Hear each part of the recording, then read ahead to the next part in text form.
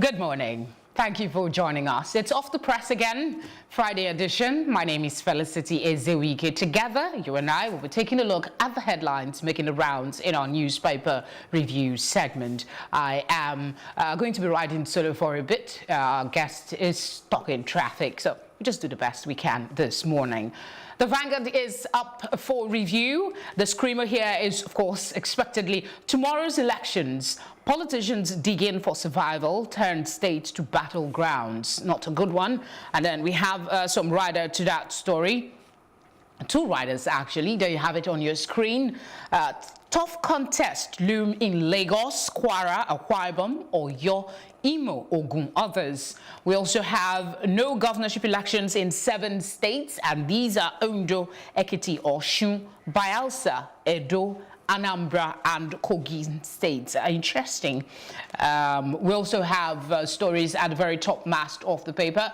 Let's see if we can capture that. What's on your screen now is election materials distribution, actually. That lady looking quite serious there.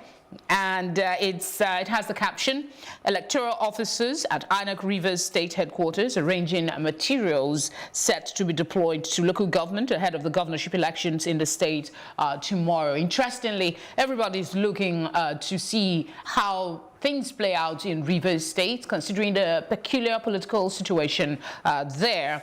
Let's see those stories at the bottom, and that's MTN Nigeria grows revenue. For business, you find details of that on page 8. And Buhari is speaking on March 9 post. Today he's saying, we can't afford to return to era of violence, mayhem. I concur. And that's on page 9 if you'd like to go read his reason for this. FG orders closure of all land borders. That's expected, of course, when election come to avoid unwanted people coming in. Akwa Ibom raises alarm over plot by FG to take state by force. The dynamics in Akwa Ibom is actually quite unique. We do know that the PDP is the ruling party in that state, and they are working extremely hard to retain their position. But of course, the APC is also working extremely hard to see if they can wrestle power away from the PDP. That's another state to watch in tomorrow's elections. Let's go to the top mast of the paper now and see what is there. There you have it. Beware of mischievous advisors, failed experts. Labour tells Buhari. If you have been watching the news today, actually, you would have heard that they had a meeting and they talked about the minimum wage, something a whole lot of Nigerian workers will be very glad to know that that is almost cooked. Fingers crossed. 2023, Afenifere leaders push for Yoruba presidency. That's another one on your front page. And face off, this one, UK frustrating the Zani's graft trial. That's the EFCC crying out. We've had this before on several occasions where the EFCC will say the UK government is not letting them do their job as they should. If you want to read why this latest frustrating face-off is on, please go to page 8 of the paper. Something about 20 people killed, 50 houses razed in Kogi communal clash. A sad, sad one. And on the back, as expectedly, is sports. Yes, there you have it, Vanguard Sports. I'm hoping Udoka can join us for a quick conversation on some of these headlines a little later. All right, we will go to the Nation newspaper now. Let's see what is here. Expectedly, of course, is also tomorrow's election. There you have it. Polls. More alliances in Oyo, Lagos, Kwara, Ogun. See details in pages 2 and 3. And there's a pictorial advertorial, that's what I would call that, of various candidates campaigning ahead of tomorrow. Somali's best, says Fashola, why I'm backing Adelabu by Alau Akala. And then we have some other ones there. We go to the top of the paper. Let's see what's on the top. Yeah, there you have it. EFCC advises tribunal judges, lawyers against stolen funds. We go to the top where the picture of our president is. Let's see what he's talking about now. Ex-Air Chief got 6 billion naira from NAF funds, court told. PDP must explain what happened to our wealth. I guess that's the president speaking again. Page 6. Police detain SARS operatives. EU observers hail Army's role. That's another one for you. A quick flip to the back page now, where we see politics of principle or division. I'm sure you would want to read the two historical figures as it regards to Nigerian politics, Nnamdi Azikiwe and Chief Awolowo.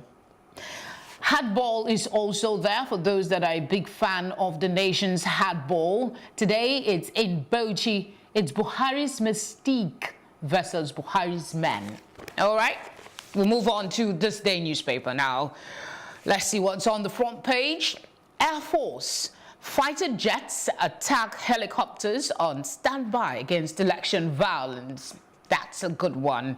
At least it's a deterrent measure, so people know that our Air Force, they're ready to do what is needed. A couple of riders there, I'll just take maybe two of it. Concludes delivery of electoral materials. Situation room calls for non-interference by security agencies. Of course, there's always the expected concern about the use of the army and the military in elections. All right, there's a picture in solidarity. You already know the faces. That's the meeting with Labour and the president that held yesterday. They're all smiles. Hopefully that will translate to the Nigerian civil servants. Buhari makes U-turn, says second term will be peaceful, prosperous, insists PDP has questions to answer on squandered wealth. Okay, I won't say anything anymore. We go to the very top of the paper. CBN EFCC citing NOS on economic crimes. And then you also see that little thing there. Economic cost of violence against Nigerian children hits $6.1 billion. Find details on page 12. On the back of this day paper, we have the Black Monk. Who is that? Could it be Danjuma, the picture of the person there, or the writer, the guest columnist? You will have to go see your vendors, take a look, and know for yourself. No knowledge, they say, is lost. All right, you and I alone this morning doing the newspaper headlines. You're watching Plus TV Africa. We go on now to the Punch newspaper. A couple of screamers, of course, the election. No certificate of return for candidates declared winner under duress. That's INEC speaking tough there. Commission to cancel votes where communities reject card readers. That's REC. Also speaking tough. You'll see pictures in Lagos, Abuja of the distribution of electoral materials. Akwa Ibom accuses APC of plot to take over state by force. That headline is captured, I think, on the Vanguard newspaper. Let's see, was it on Vanguard or this day newspaper? Either one of them that we've reviewed already. Sky Bank chair Ayeni others plead not guilty to fresh charges. You will also see something on Ogun landlord attacks neighbor, blinds him of the security dues. Page 4 and 5. I don't know why we can't choose to take dialogue every time. It's always the best option because after the violence, you still come down and you sit down, you talk about whatever it is that you were disputing about. So you need to sit down and have conversation rather than resorting to violence, especially in a precarious day like tomorrow. So we need to watch our tempers, okay? Please, let's watch our tempers. All right, on the back page of the Punch newspaper, we have harvesting the insights of election discourse. We've been having a lot of that here on Plus TV Africa. We have an election studio where we bring different guests to talk about some of these issues that affect the electoral process and, you know, things we expect as an offshoot from the conversation and the elections that will take place. I do not know if that's what the content of the paper is, but I'm just letting you know we do have a program on elections. If you'd like to stay tuned, it kicks off today for tomorrow. All right, New Telegraph, that's where we're going to now. Yes, we're going to New Telegraph. I'm hoping it comes on your screen as soon as possible. New Telegraph screamer, tension in states. 19 governors battle opposition to retain seats. APC targets Akwa Ibom, Abia, Kwara, Gombe, Sokoto, Benue. PDP unsettles APC in Lagos, Plateau, or your Imo. Okay, those are some of the riders to the story. INEC to conduct supplementary elections in 14 states. Okay, since it's not showing on your screen, let me see if I can show it to you. Intrigue you enough to go catch a picture at the stands. Just see what's going on so you can read up. Okay, there you have it. There you have it. Yes, our cameramen are doing really good this morning. Okay, all right. We also have something on INEC to conduct supplementary elections in 14 states. I hope you can see that. And then MTN Nigeria generated 1.06 trillion naira in 2018. That's a whole lot of money. Okay, let's see if we can go to the back page now. Holding steady. There you go. Guest columnist again. Okay. Yeah, there you have it. Yes, cheaters can truly love Michael West. What is he talking about? Go grab a copy of the New Telegraph. And that's it for it. There are more stories, I'm sure, that we couldn't take. We'll just go to the Daily Sun. We go to the Daily Sun where we have 24 hours to Guba elections. Titanic battle. Nigerians to elect governors in 29 states. That's one of the riders, lawmakers nationwide.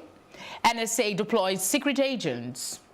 INEC threatens to cancel results where staffer held hostage. Ogun Guba Adebutu faction adopts Akinlade signs MOU. That's on the right-hand corner of the paper, right there on your screen.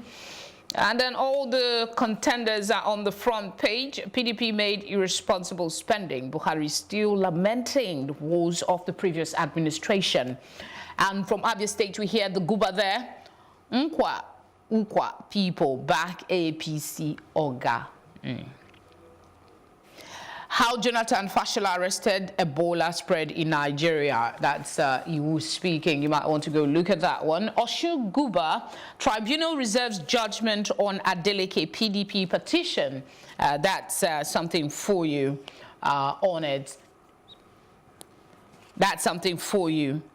On the front page of the Daily Sun, and on the back of it we have public sphere still on the Guba poll. Okay, we do public sphere. That's Guba poll, the clash of personalities, and that's what we're going to pause for now. We'll take a short break. We'll be right back. Stay with us. It's still Off the Press and Plus TV Africa.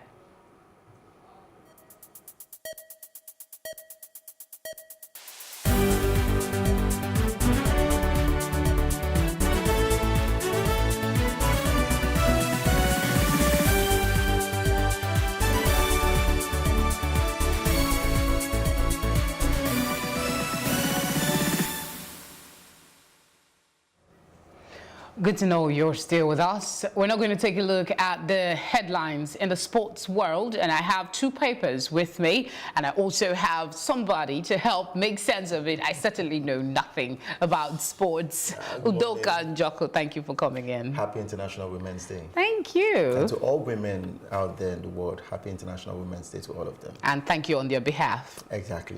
All right, let's get down to it now. We have complete sports and some interesting headlines here. Iwobi scores, rated Arsenal MVP. That's the screamer right there on your screen. And then you have Chelsea 3, Dynamo Kiev 0. Chelsea cruise, that's something. Blues earn convincing win over Ukrainian team. And then don't go to China. Mikel wants under 30 players. And he says if you move to China under the age of 30, you will regret it. Let's start with that one, Udoka. Yeah, for Mikel, one time he played for Chelsea FC in England.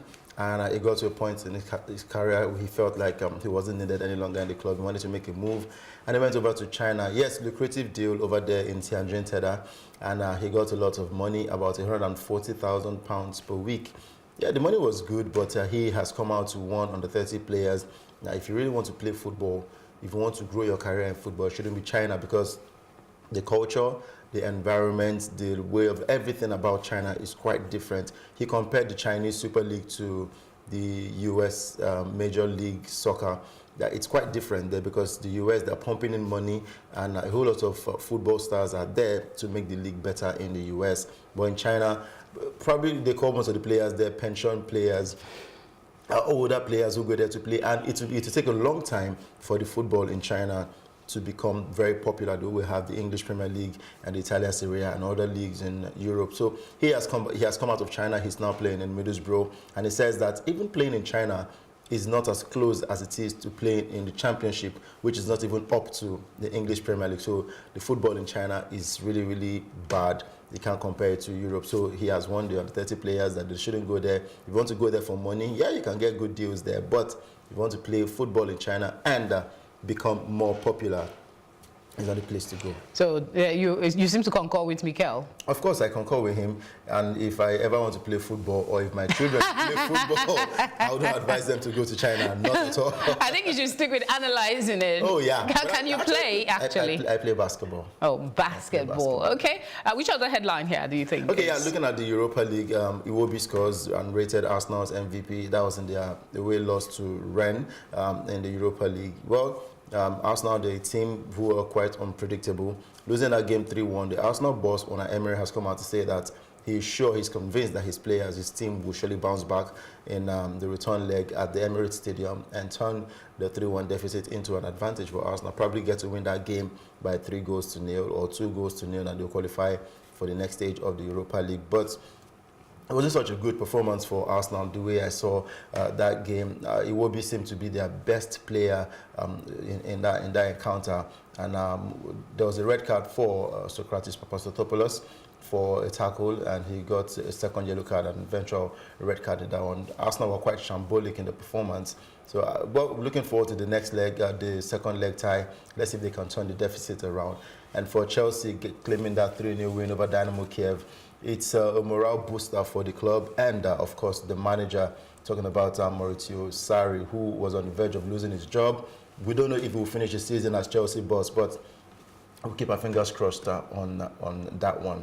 I think that's about it. And I think we should talk about Genakaro Etebo, who plays for Stoke City. He's 50-50. Yeah, Stoke boss. Etebo is 50-50 for QPR game. He is currently nursing an injury, but we're not sure if he'll feature for that one. But so far, he has been a good addition to the Stoke City side. And I'm really impressed with not just Etebo now, most of the Nigerian players who have been invited to the Super Eagles. I'm impressed with how they've performed so far in their various clubs. There's something about, on the back page of the paper now, there's something about Mourinho tempted to PSG post. What's that about? Well, Mourinho talks a lot. Well, he's really, he has an intent of coming back to coaching. And Paris Saint-Germain, with their current form, is not really been so good. Well, two clubs now, PSG and Real Madrid, not really working well for them at the moment. But then Jose Mourinho is one man who is on standby for any big job that comes his way. I'm sure he will take it. So yes, tempted by the PSG post. Let's see what will happen at the end of the season in the summer,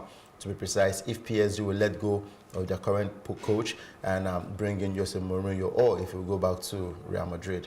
Okay, a quick look at this one before we go to the back of the Vanguard newspaper. Ramos threatens to quit Real Madrid. Yeah, Ramos, I think, is a one-man cult. He tries to run things himself. The last time I heard about Ramos was the deliberate second yellow card he got in the game against Ajax, where Madrid won 2-1, and in the return leg he didn't feature for that one, thinking that Madrid were going to sail through to the next phase of the competition. But yeah, he didn't get to feature, and Madrid lost scandalously 4-1. And the Real Madrid president has threatened to, there was a rumor that he had a spat with the president, talking about Florentino Perez in Madrid.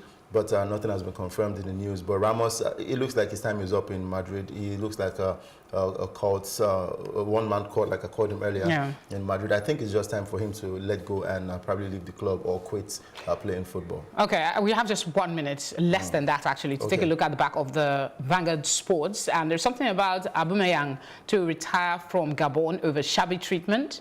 Yeah, well, he has not really been getting good time at talking about the Gabon international, Aubameyang, who plays for Arsenal. But most of these footballers is a regular thing. It also happens, it happened in Germany, where they snubbed about 3 key players in the German national team. So for Aubameyang, well, you never can tell. Probably after this Nations Cup, talking about the AFCON 2019, he just might say goodbye to the national team. A lot of these senior players are beginning to tire out from playing at the international scene.